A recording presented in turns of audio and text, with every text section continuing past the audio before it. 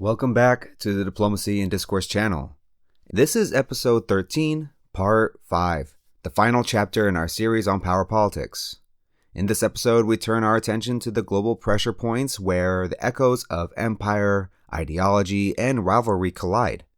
The war in Ukraine may dominate headlines, but it's only one part of a much larger struggle for influence in a rapidly fragmenting world.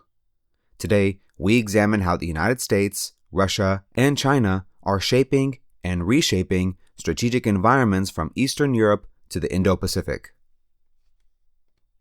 We look at how Taiwan, the South China Sea, and the Middle East are becoming battlegrounds not just for land or resources, but for the future of the international order itself. In these theaters, great powers are making bold moves and miscalculations. Their decisions aren't just reactive. They are part of an unfolding strategy where dominance, deterrence, and narrative control are becoming the currencies of power. A great power doesn't need to physically occupy territory to reshape global outcomes. Influence today is exerted through economic coercion, proxy warfare, strategic ambiguity, and military signaling. A show of force can freeze diplomatic progress or trigger it.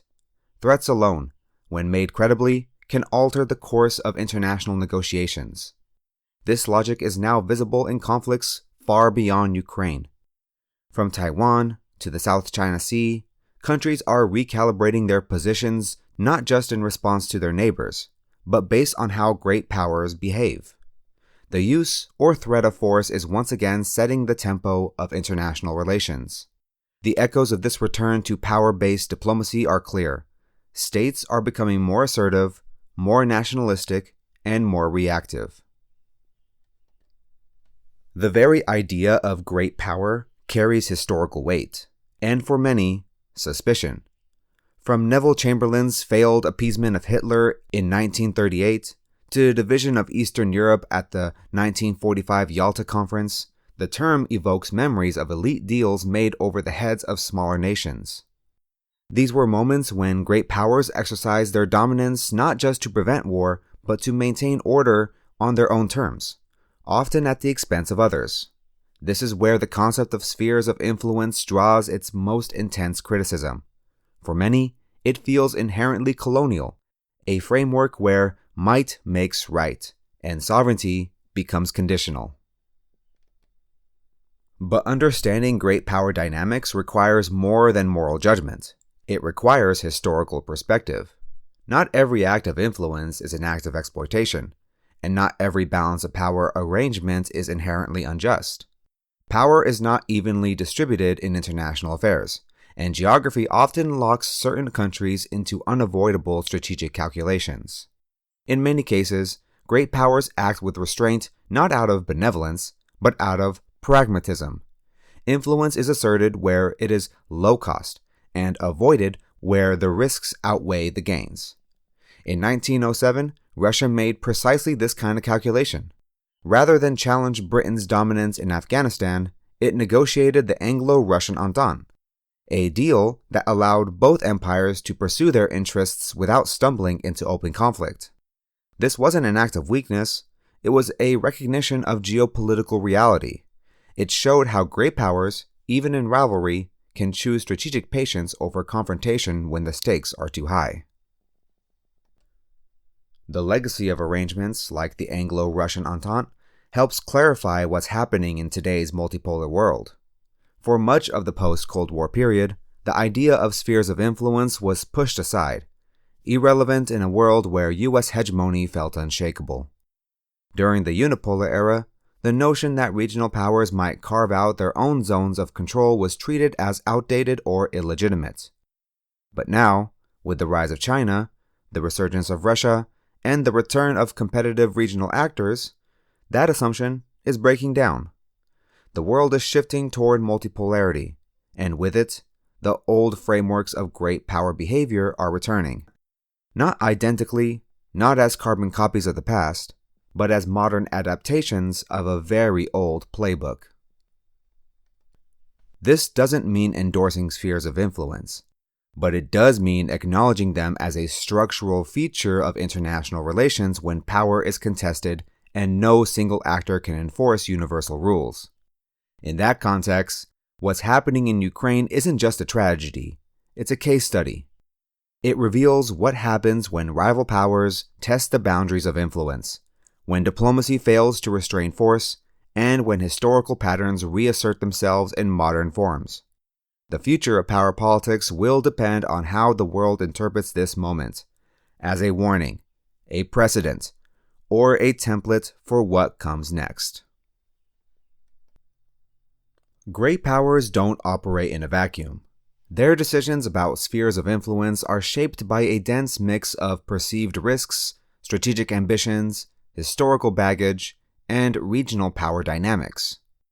These factors don't just determine how they interact with rivals. They shape the contours of global order itself. When a powerful nation chooses to assert dominance in a neighboring region, it's not always about territorial conquest. It's often about controlling the rules of engagement, access to markets, strategic depth, and influence over diplomatic outcomes. The echoes of these decisions can last for decades, defining relationships long after borders stop shifting. The United States, for its part, has long voiced opposition to the idea of spheres of influence. It insists on a rules-based international order grounded in sovereignty and legal equality among states. But this opposition is as much about preserving global reach as it is about principle. Since World War II, the US had seen itself as a global superpower, responsible not just for defending its own territory, but for shaping the conditions under which other countries operate. Spheres of influence, especially when claimed by adversaries like Russia or China, are perceived as challenges to this expansive notion of global stewardship. For Washington, opposing such claims is about maintaining an international architecture that allows the US to project influence freely, everywhere. This resistance is also framed as a moral imperative.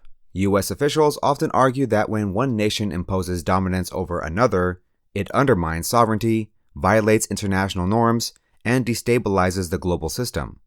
The claim is not just that spheres of influence are dangerous, but that they are inherently unjust.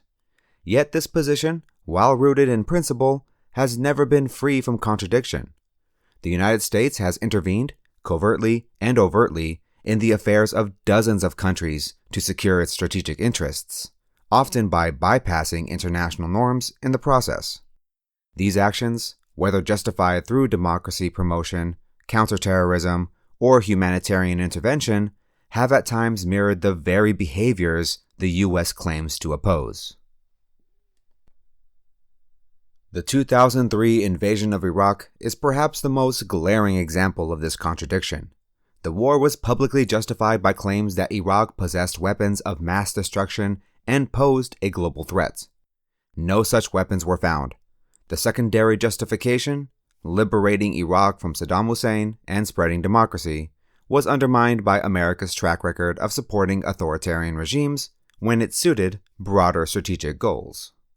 The result was a perception of hypocrisy, one that still colors how the US is viewed globally. The war removed a dictator, but it also unleashed a wave of instability. The power vacuum that followed fractured Iraq into sectarian fault lines, eroded trust in Western institutions, and opened the door for extremist groups like ISIS to gain a foothold. The consequences didn't end there. The US withdrawal in 2011 left Iraq politically fragile and ripe for external influence, particularly from Iran. The promise of a stable democratic Iraq never fully materialized. Instead, the country became a cautionary tale of what happens when the rhetoric of liberation clashes with the realities of long-term occupation and limited strategic planning. Iraq today still grapples with deep-rooted problems: corruption, weak governance, economic hardship, and simmering public frustration. These conditions are not just internal failures.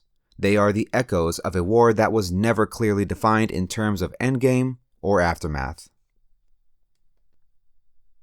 As the global order transitions from unipolarity to multipolar rivalry, these lessons are not academic. They are urgent. Russia and China have begun to assert themselves more aggressively in near abroads. In doing so, they are reviving the very logic of spheres of influence the US claims to reject. Russia's actions in Ukraine and Georgia, and China's posture toward Taiwan and the South China Sea are not anomalies, they are strategic signals. Each power is drawing a line around what it considers its rightful sphere, using a blend of coercion, diplomacy, and historical narrative to justify its actions. The US, in response, has dusted off the doctrine of containment, a Cold War-era strategy built around limiting a rival's expansion without triggering direct conflict. Containment today doesn't just mean military deployments or arms sales. It also involves coordinating sanctions, intelligence partnerships, regional alliance building, and economic decoupling. It's the US asserting that while it may reject formal spheres of influence, it will not allow hostile ones to emerge unchecked. But this strategy comes with its own risks. It raises the stakes of every regional flashpoint. It tests the resilience of alliances that were built for different kinds of threats. And it demands a clarity of purpose and unity of vision that the current international system often struggles to deliver. The legacy of Iraq, the contradictions of US rhetoric, and the realpolitik calculations of today's great powers all converge in this moment. The world is once again being reshaped by powers vying for control, not always through conquest, but through influence. The endgames pursued today will echo in the alliances, rivalries, and fault lines of tomorrow. And the lesson, perhaps, is this. The narrative of defending sovereignty and democracy must be matched by the practice of consistency, foresight, and genuine international cooperation. Otherwise, power politics will keep repeating itself, only with new players and higher stakes. China and Russia's increasingly assertive behavior, territorial expansion, strategic aggression, and open defiance of international norms has not only rattled the global order, but has also drawn a sharp response from the United States. In Washington, these moves are read not as isolated actions, but as part of a deliberate, coordinated challenge to US influence and the rules-based system it has championed since World War II. The reemergence of great power rivalry is no longer theoretical. It's played out in real time across Eastern Europe, the Indo-Pacific, and cyberspace. And for the United States, that has meant returning to one of the most enduring doctrines of its 20th century playbook, containment. Yet even as the US reactivates containment strategies, through economic sanctions, military aid, alliance strengthening, and deterrent deployments, it has remained cautious about how it publicly frames its commitments in Eastern Europe. Prior to Russia's full-scale invasion of Ukraine, the United States avoided open-door discussions about NATO's future in the region. The concern wasn't just strategic ambiguity, it was the optics. Engaging in behind-closed-doors negotiations about Eastern Europe's alignment risked sending the message that the fate of the countries like Ukraine or Georgia was being decided without them. In a world where sovereignty is a key pillar of the liberal international order, that would have undermined the very autonomy the West claims to defend. Instead, US officials stuck closely to broad principles. In the weeks leading up to the conflict, Secretary of State Anthony Blinken, who served from January 2021 through September 2023, reiterated America's core commitments to NATO's integrity and to the security architecture that undergirds the alliance. This reaffirmation was designed to reassure allies across Eastern Europe, not just about American presence, but about the credibility of its deterrent. The message was clear: the United States would stand by its allies, even if it would not draw red lines for non-member partners like Ukraine.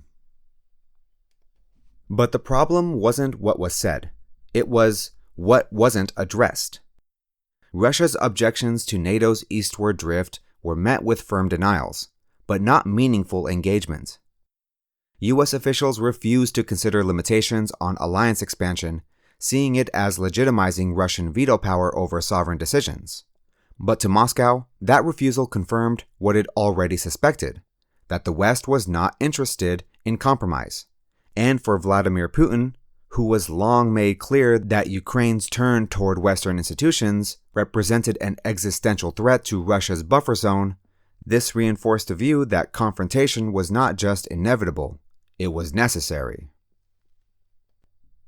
Ukraine's desire to integrate into the European Union and eventually NATO was more than symbolic. It was strategic.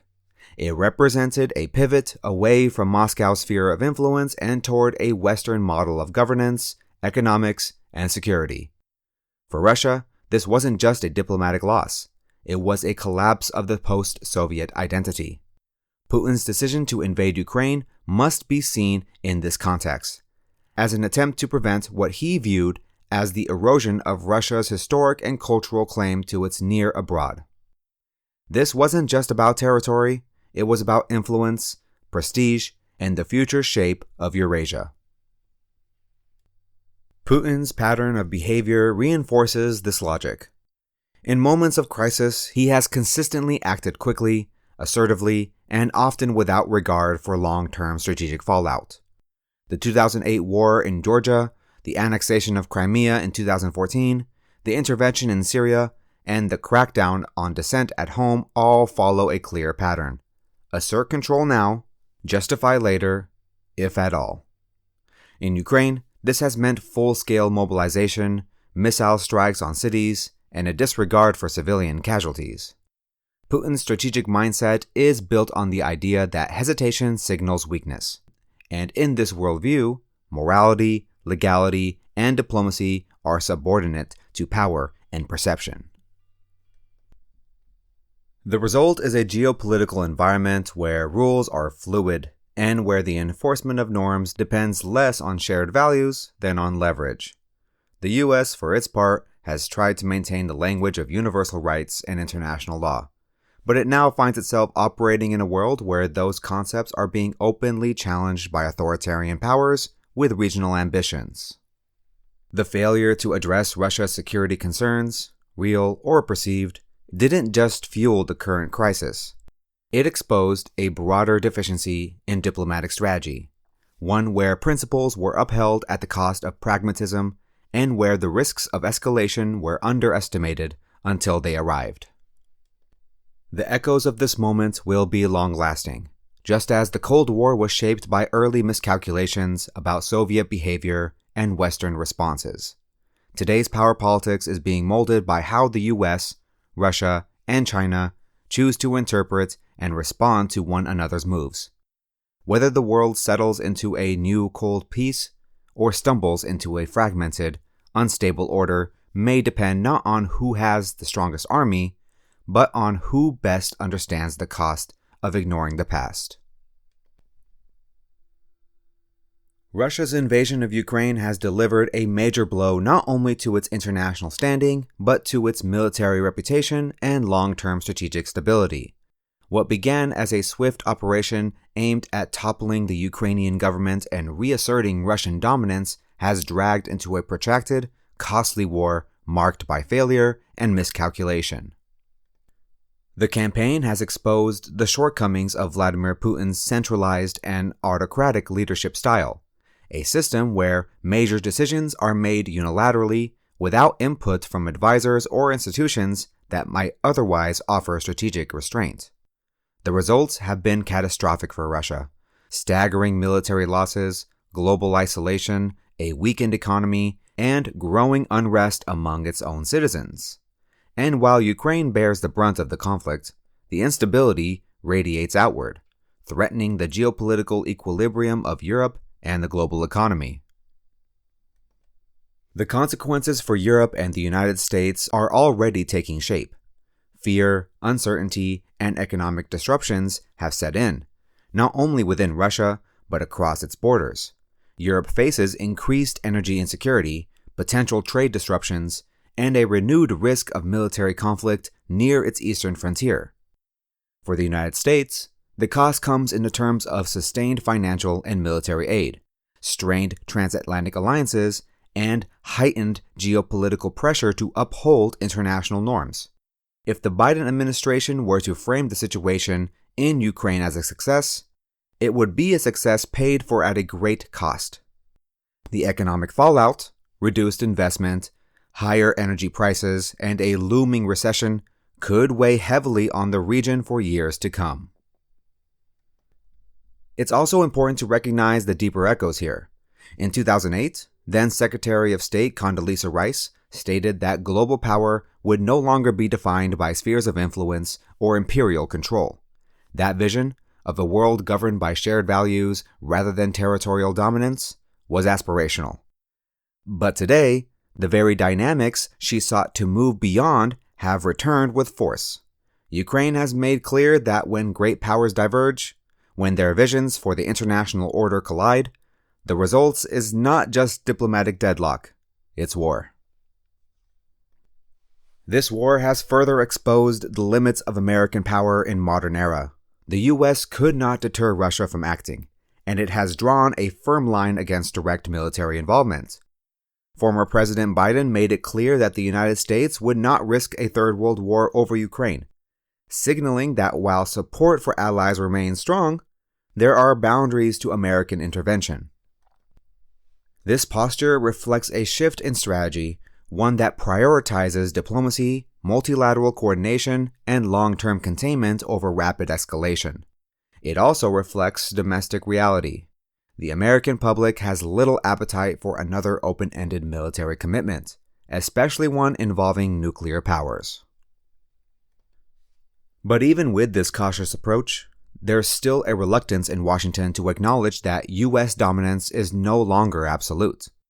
There is little consensus on how to manage great power conflicts in a world where hard power still matters, but where public support for intervention is scarce. This uncertainty now extends to Taiwan. As tensions rise in the Taiwan Strait, the U.S. has begun shifting from tactic support to explicit military coordination with Taiwanese forces. The goal is to strengthen Taiwan's self-defense capabilities, but it comes with a risk. Just as Russia saw NATO expansion as a provocation, China may interpret U.S. actions as an invitation to act preemptively. What began as deterrence could quickly spiral into escalation, particularly in a region already crowded with rival interests and militarized posturing.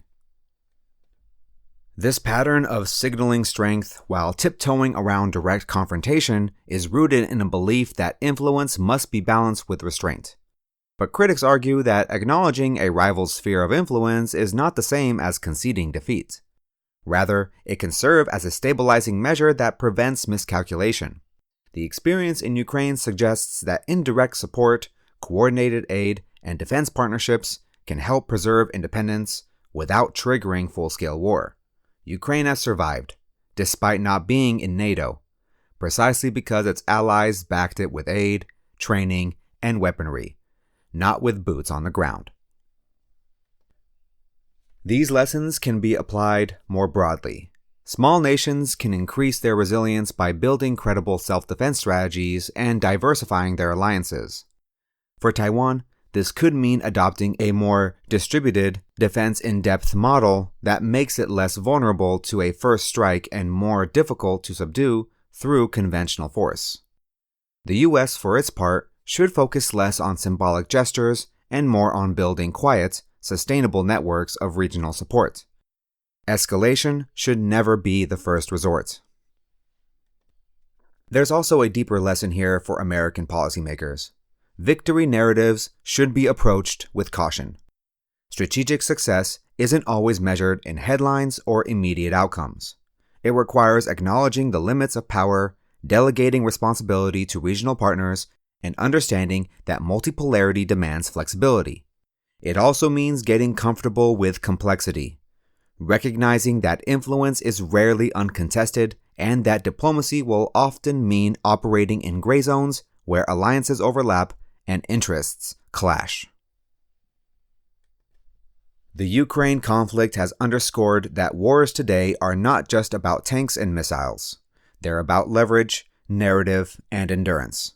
And while military might still plays a role, the more decisive tools in the years ahead may be coalition building, economic statecraft, and the ability to negotiate durable, if imperfect, compromises. The future of power politics will depend on whether the United States and its allies can adapt to this reality, or whether they continue to cling to old frameworks in a rapidly changing world. Despite widespread assumptions that Russia's invasion of Ukraine has backfired, there are growing signs that the Kremlin may be shifting the balances in its favor. The war has not unfolded according to Russia's initial expectations. Its blitz-style push to seize Kiev failed, and its military suffered early setbacks. But over time, Moscow has adjusted its strategy, and the narrative of failure is now far more complicated. Several developments point to why, under the current trajectory, Russia may actually be gaining the upper hand. One major factor is manpower. While Ukraine has relied heavily on foreign aid and civilian mobilization, Russia's sheer population advantage and conscription mechanisms have helped sustain a large fighting force. Despite criticism about morale and poor coordination in the early stages of the war, the Russian military has steadily gained battlefield experience. Its troops are now more seasoned, its logistics are better adapted to the front lines, and its command structure, though rigid, is functioning more effectively than during the chaotic first months of the invasion. Economically, Russia has shown a level of resilience that many Western observers didn't expect. While the sanctions imposed by the US and its allies have undoubtedly caused damage, the Kremlin has managed to stabilize key sectors. Moscow has tightened capital control, reoriented trade towards Asia, and expanded domestic production of critical goods. Inflation has cooled, and energy revenues, while down from pre-war highs, are still flowing. Importantly, the Russian leadership has accepted that this will be a long war, and its economic policy reflects that mindset. They aren't just weathering the sanctions, they're building structures to adapt to them long term. Militarily, Russia has pivoted to a strategy that exploits Ukraine's current vulnerabilities. Instead of seeking rapid territorial gains, Russian forces have leaned on sustained attrition, using cheap drones, precision-guided munitions, and relentless missile barrages to wear down Ukrainian defenses. Ukraine's forces, in contrast, are suffering from exhaustion and dwindling supplies. Delays in Western aid, debates in U.S. Congress, and the challenges of replenishing sophisticated systems like air defense have made it harder for Kiev to hold the line. The Russian military is advancing in small increments, but with consistency, and in a war of attrition, that matters. Then there's the nuclear factor. Russia's repeated references to its nuclear doctrine, alongside changes that lower the threshold for tactical use, have injected a constant sense of danger into Western strategic calculations. The implicit message has been clear. Any large-scale NATO intervention could escalate into a nuclear confrontation. Whether bluster or not, that deterrent posture has helped Putin limit the scope of Western involvement. It's a powerful reminder of how nuclear power, even if unused, can shape outcomes on the ground through fear alone. Together, these dynamics have created a situation where Russia, though battered, may be positioned to grind out a kind of victory, or at least force a stalemate on its terms. This doesn't mean it will achieve its original war aims, but it does suggest that underestimating Russia's capacity to adapt, endure, and recalibrate was a mistake. The war is far from over, and the situation remains fluid. Still, the echoes of great power competition are unmistakable here. It's not always about who wins quickly. Sometimes it's about who lasts longer. As we conclude this 5-part series, one reality stands out above all. Power politics is not simply a recurring pattern of history. It is the defining language of international relations today. Whether we're looking at proxy wars in Ukraine, missile drills near Taiwan, or diplomatic rifts over climate and trade, the central logic remains. Power is pursued, contested, negotiated, and occasionally restrained, but never irrelevance. The episodes of this series have shown us that history doesn't just repeat itself. It reinvents itself with new tools, new technologies, and new stakes. Great powers may talk about peace and order, but their actions are shaped by fear, ambition, and the need to project strength. As the global balance continues to shift, we must ask not only what power means, but how it is used and misused. Thank you for joining us on this journey. Stay tuned for more episodes of the Diplomacy and Discourse as we explore the conflicts, strategies, and decisions shaping our world.